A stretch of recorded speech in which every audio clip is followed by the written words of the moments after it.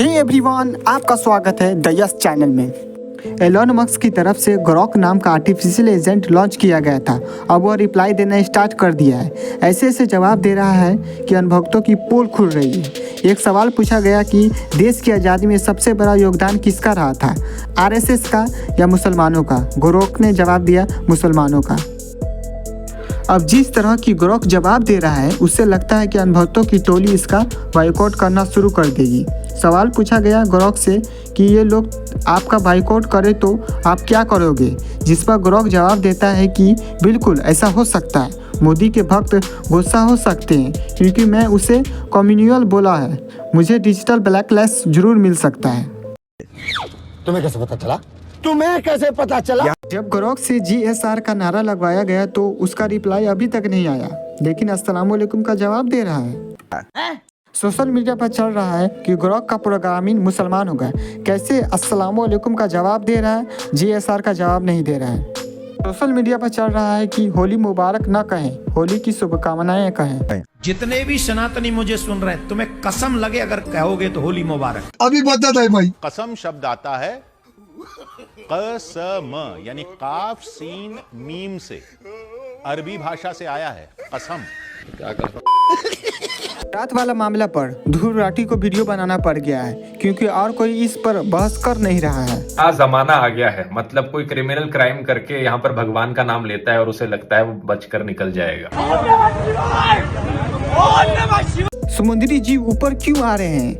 क्या कुछ होने वाला है? क्या ये खतरा का निशानी है? इस पर ध्रुव राठी ने क्या कहा है आप देखिए। डीप सी क्रीचर्स ऊपर क्यों आ रहे हैं? वर्ल्ड वॉर 2 के समय की बात है। नेवी में काम करने वाले कुछ सोनार ऑपरेटर्स ने एक बड़ी इंटरेस्टिंग चीज की खोज करी। उन्होंने देखा कि रात में पूरा का पूरा सी फ्लोर सैकड़ों मीटर ऊपर उठता दिखाई देता है। ये अपने सोनार का इस्तेमाल कर रहे थे। असलियत में कोई सी फ्लोर ऊपर नहीं उठ रहा था, बल्कि बहुत ही भारी मात्रा में मछलियां, स्क्विड्स और प्लैंकटन समुद्र में ऊपर की ओर तैर रहे थे। इस अनोखी घटना को अब हम डीप स्कैटरिंग लेयर कहते हैं।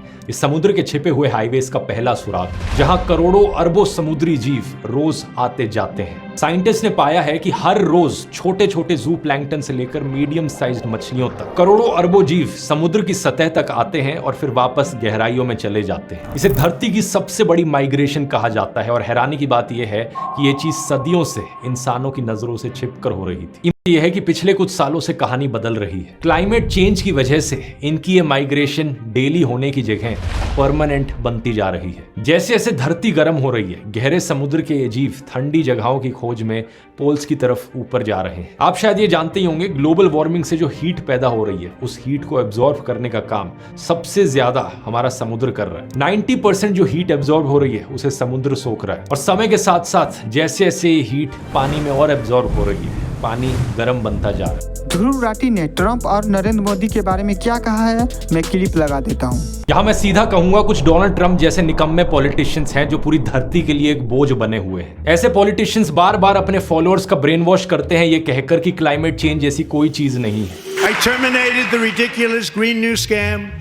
I withdrew from the unfair Paris Climate Accord. और दूसरी तरफ अपने क्रॉनी कैपिटलिस्ट मित्रों को फायदा पहुंचाने के लिए ऐसी डीप सी माइनिंग जैसी चीजों को प्रमोट करते हैं। नरेंद्र मोदी भी इसी श्रेणी में आते हैं। अगर जानवरों का इस्तेमाल करना हो अपने PR के लिए तो ये जाकर अंबानी के प्राइवेट जू में खड़े हो जाएंगे, फोटोशूट करवाएंगे। लेकिन जहां असलियत में जानवरों को बचाने की बात आती है, असलियत में हमारे देश की बायोडाइवर्सिटी को प्रोटेक्ट करने की बात आती है, ये चुपचाप पीछे से जंगलों को कटने देंगे, जानवरों को मरने देंगे। इसके ढेरों एग्जाम्पल्स मौजूद हैं, चाहे हसदेव का जंगल ले लो माइनिंग के लिए जिसे काटा जा रहा है, या फिर निकोबार का आइलैंड।